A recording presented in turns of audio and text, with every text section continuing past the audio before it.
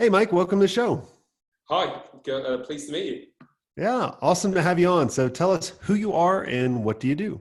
So, my name's Michael White, and I'm the CEO of Lively Worldwide, which is a live marketing agency. Awesome. And so, how did you get into the agency space? Was it by accident or did you have planning to do this? Or you wanted the Uh, planning the beating? Good question. So, I always had the ambition to run my own business. I was very fortunate enough to get into the entertainment business very early on in my career. I actually worked in the retail environment when I first kind of left college in the UK. But then I got into the entertainment business. I started basically working with brands and sponsorship around music events and music festivals, but on the client side. And then eventually, after a number of relocations further up north in the UK, I decided I wanted to get back to London, and I applied for a job as a director at a small creative agency and was fortunate enough to kind of springboard into that. And Awesome. And yeah, so how long were you there until you were like, screw it, I'm going to so do it myself? I worked at that agency for 3 years. Basically, what happened was within the first 6 months, because I'd been a client, being agency side was pretty disruptive to me, if I was honest, and quite an uncomfortable kind of transition.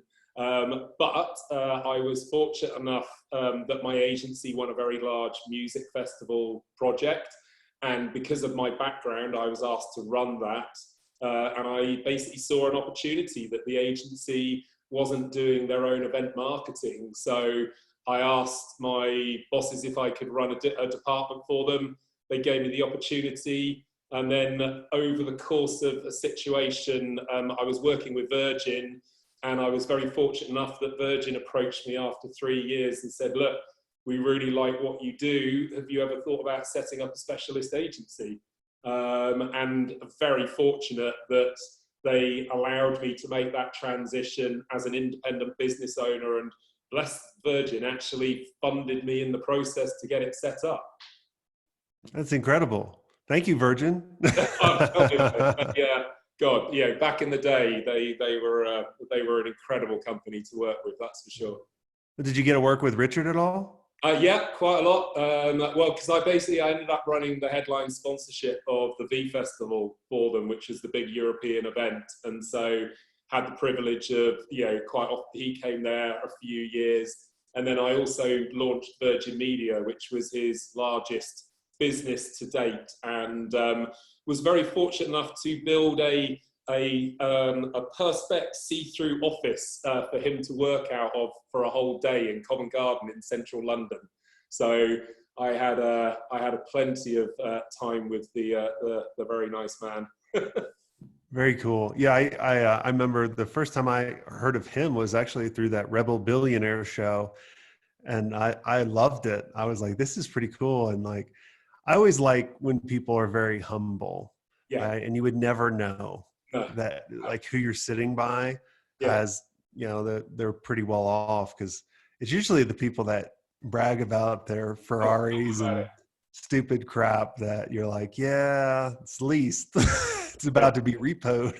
No. He was, he was a very nice guy, and unfortunately, no, I ended up working with Virgin for 17 years, all in all. Wow. And so how long have you been doing the agency? Is it, oh, Yeah, I've got. How long is it now? I'd say I'm probably 20 years in. So I originally set up an experiential brand experience agency, which was the thing that I did for Virgin and for a number of other brands. And then about 10 years ago, because I'm a marketeer at heart, but I ended up creating a specialist agency that focuses on event marketing. However, I always believed that there was more to it than just the physical event. And so I ended up reading an article about 10 years ago that said, if you didn't know how digital was going to affect your business, you'd probably be out of business in 10 years. And so that's when I started really focusing on kind of content, digital and live streaming. And then, yeah, I basically pivoted my business 5 years ago and properly launched a new agency 4 years ago. So I've been in it for quite a long time, but I'm in quite a fresh situation right now. So the British know something that we don't, because I just read an article, you sneaky people over there. I read an article about, so obviously as we're recording this, I'm just joking. Sure. As we're recording, somewhat, as we're recording this, we're in the middle of the pandemic, Yeah. and I'm a huge tennis player, right? I played in college, and I just heard that Wimbledon for the past 4 or 5 years have been taking out insurance for pandemic insurance. Yes. And they pay like 2 or 3 million a year for Yeah. this. Yeah. But this year, since they canceled the tournament, they get like $340 million. Oh, So I'm yeah. like, how did they know it? I know. Well, to be honest with you, this is the thing, isn't it? Is, yeah, just on that subject, which is obviously a massive subject, this is the thing, isn't it? Is if you look at the Bill Gates talk he did in 2015, or actually, there's a great little TikTok piece going out about what what was said 5 years ago, and now what our new leaders are saying. So the clever people, I think, realise, and to be honest, that's the thing about events, and actually why, to be honest with you, quite a lot of us in the event industry have managed to adapt to this situation, because when you're dealing with a live event, if you don't think 5 steps ahead of everybody else, and it used to be about weather and things like that. Now, I used to run music festivals, so the things you used to have to think about what could happen to stop your event. So good on them. They part of what our business should be about is looking at research, trying to pick out the facts, and you basically got to make the right choices to protect your business for the future. Which is ironic, because the word pivot is it's one of the most used words right now.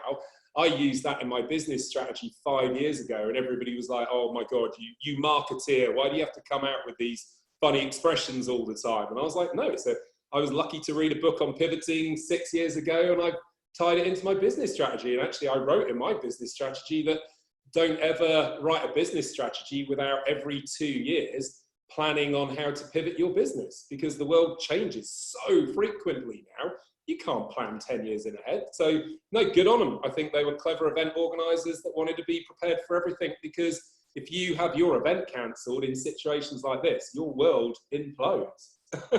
Oh yeah. And I love that you've been really kind of thinking ahead, because a lot of us, and talk to us a little bit more about how are you.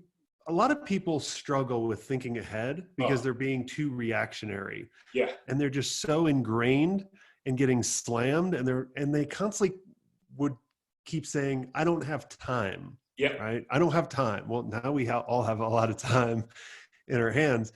But I also see, like, to give a little silver lining, there's lots of agencies right now that are doing fantastic.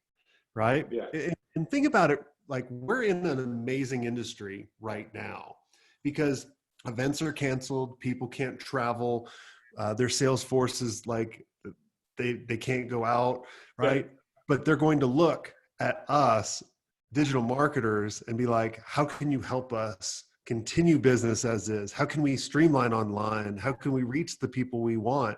And there's huge opportunity. It's just too many people are freaking out. So how have you not been kind of trapped in what I was saying? Well, look, it's taken 20 years. When I first set out, I was exactly the same. You set up your own business, you believe you're the only person that can do everything. You're an entrepreneur, you're a bit of a control freak, and also you enjoy it. You want to get stuck into whether it's the creativity or the strategy, because that's your passion point. And so, to be clear, for a long time, I used to do the thinking, but I'd never have time to plan. I'd always actually get quite frustrated as an entrepreneur and business owner, because I'd be like, damn, I thought about that, so many years ago or months ago. Why didn't I do something about it? So it's taken time. It's helped now that I have managed to position myself in my new company as the CEO. and also have the experience to realize that it is my job not to get caught up in the detail, and to be able to delegate and, you know, encourage people to take ownership. Again, another challenge is finding the right people that can do that. And then once you've got those good teams, then you realize that, you know, you have to, it is valuable to spend time researching and thinking, because that's your job. So how did I do it? I read a lot of books. I've learned massively by my mistakes, which I think every entrepreneur or successful entrepreneur will say. And I've realized that there's, you know, I changed my title when I set up this new company to Vision and Strategy Director as well as CEO, not to sound, you know, all, you know, clever and righteous, but actually to make people realize that is my job. Because, and, you know, and clients appreciate that because they know you're thinking ahead and you can help them with strategy, and you're not just a doer or a production company. And my teams and my business partner like it because they know they can get stuck into the detail while knowing somebody else is thinking ahead of themselves. So be honest, how long did it take your agency to develop the vision? Oh, well, again, not to sound... How many years? How many years? Well, no, do you know what? And again, I mean this hand on heart. I set up this vision 20 years ago, and I've got the documents to prove it. My issue was that, and again, not to sound arrogant, but people weren't ready for it. That's one of the hardest things I've struggled with, is over the years, so many people have, you know, that know me well have said, Mike, you know, why do you keep trying to break new ground or do things differently? You know, you could be so much of a bigger agency if you just focused on what people want now. And they're right, I probably could. But unfortunately, my strength was the ability, and I got excited by, you know, and again, I feel guilty to say it, but I'm excited to watch the world change so fast right now, because it's forcing people to make decisions that they should have made a long time ago. You know, all this departmentalization and people using words like collaboration, but not really understanding it. You know, when I was a client, I used to have my own budgets, but we were a large organization. I used to go to my associates and go, hey, I've got $1 million or pounds. Why, yeah, you've got $1 million. Why don't we collaborate and do something big? And they basically tell me to go away because they had their own, you know, job description and objectives. And I used to find it incredibly frustrating. So I did, you know, I set up and created the word live marketing a long, long time ago, but people didn't really understand it because you were either an event person or a content person or a digital person. And although we used to use the word integrated 20 years ago, they wouldn't accept that those elements were integrated. So, you know, like I said, a bit like the kind of the idea of staying ahead of myself, I knew it a long time ago. It's understanding how to get people to understand it, and also to understand when the timing's right to introduce something like that. There's plenty of successful ideas out there that don't come to fruition because the timing's just not right. And I suppose that's the bad side of me saying, oh, look at me, aren't I clever? I can think ahead. Well, I can, but I came up with something that people weren't necessarily ready for.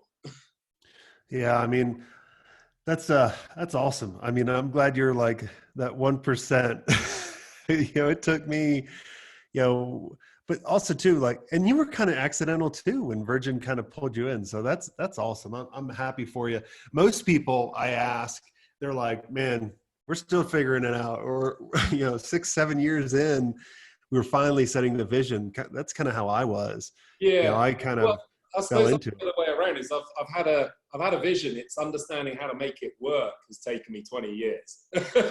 Correct.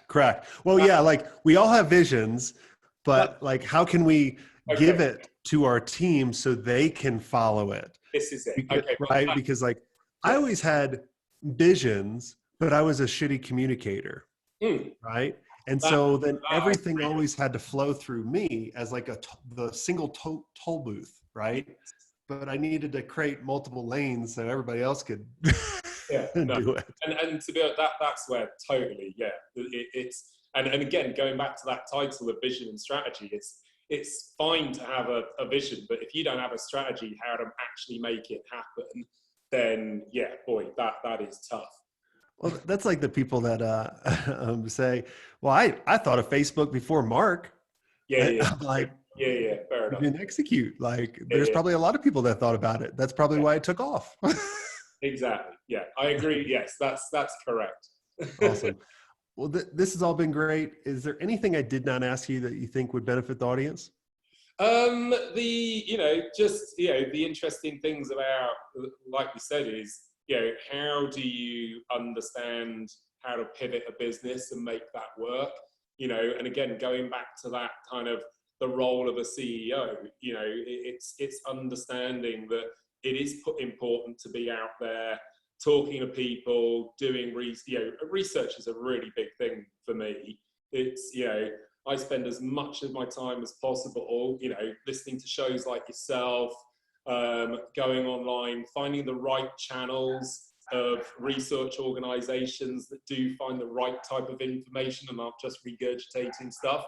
And then the important element is, being able to take that, understand your absolute core principle, which I think goes back to, again, kind of quantifying the conversation we've just had is, I might have had a vision, but it's if it's too big an idea and you haven't broken it down into its fundamentals, then to your point, it's very hard to put a team together. So, this is the challenge. It is really for all kind of new people trying to do it. We all, have that energy when we first set up a business or think that we're going. And like you said, it's a bit like Virgin is. I had the idea that I wanted to be self-employed. That's the easy bit. Trying to find, the right platform and also the right people to believe in you. I've been lucky enough to have, I could literally track my 20 years through, I'd say, like 10 mentors that at the time I probably didn't even realize they were mentoring me. But now I look back and, oh my God, I've got this dream one day and I should probably do it. Well, it's not like I've got much time now, but I've always thought about writing to those 10 people and going, you have no idea how you helped me to push me in that right direction. So it's important. You should do that. Yeah. And because I think it's real important for you and them. And I'll tell you why, because the vision of this company was to be the number one resource in the world for a select few agency owners out there. Right. And the why is to create a resource I wish I had. And people started asking me, well, how do you know you're the number one resource? And I was like, I measure it based on the amount of emails I get or letters I get, right? And this was before we got a single one. And I wanted to, I love getting feedback from the emails of even from people that have never bought from us, or maybe just have listened to the show or digested one piece of content that they could use as a framework to build, their successful life and that kind of stuff. And it's so rewarding. Like when we get those pieces of back, I share it with the team and we all celebrate. So you should do that today. Yeah. I know. That's a good piece of feedback because it is true. It's like I wouldn't be in the situation I'm in if it wasn't for those people, and even some people that at the time I didn't actually even get on or like them because of the way they were pushing me. But oh my God, yeah, that's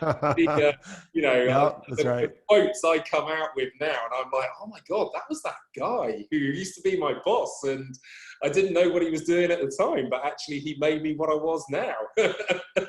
Exactly, you should, because I think we all have basic traits, and we all I think Tony Robbins talks about, there's two traits that really dominate. And for most people like us, significance is a very big trait, right? When I sold my agency, I was depressed. I was like, I don't have significance anymore. It took me a while to figure that out. Yeah. And so doing this and just hearing those stories, that makes me feel good and makes me motivated and really to, keep doing it. Yeah. And so, you definitely should. Even if they're not doing business anymore, I think they would love it. I know. It's a good point. And actually, funnily enough, I had a similar message from one of my old senior managers about 6 months ago. She did exactly that. she's actually gone off into a totally different trade, and she's actually set up a coffee shop business. And I got this brilliant email going, I get it now. I get why you were like you were, how you were, and oh my God, people don't understand, do they? Yeah, exactly. And well, awesome. What's the website people can go and check your agency out? It's www.lively.agency.